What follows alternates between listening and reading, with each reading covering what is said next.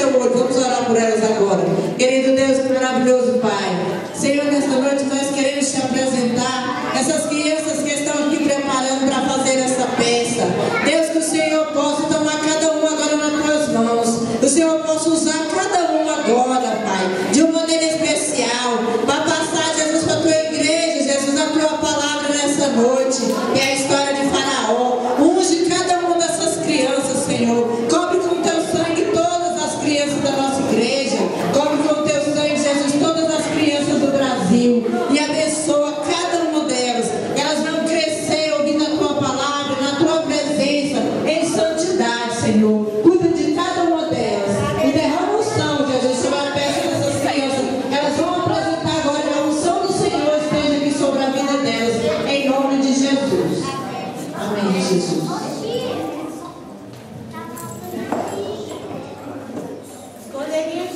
Os pequenos adoradores estavam na igreja com a paz do Senhor, né?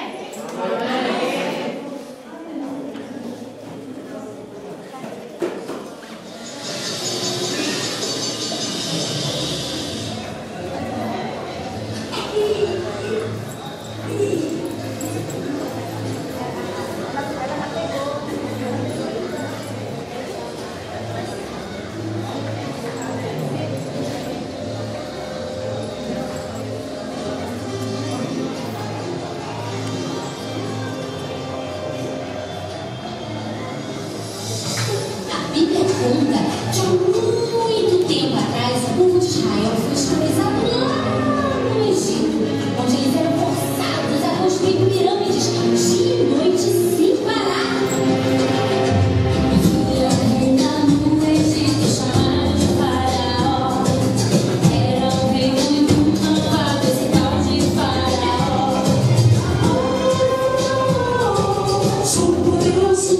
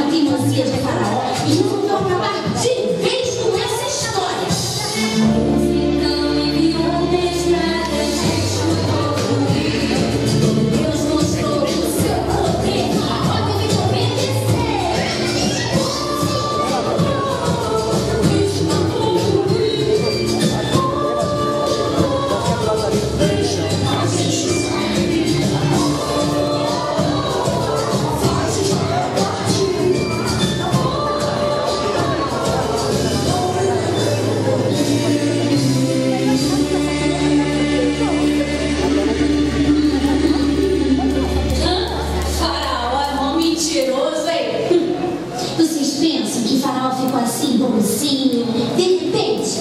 Ai, não tem comer. Como assim? Ele não aprendeu a lição, não? Que nada, pois ao tempo de Moisés fazer o povo de Israel sair com suas famílias, seus animais, para Faraó se enfurecer de novo e mandar seus exércitos e soldados atrás deles lá no deserto.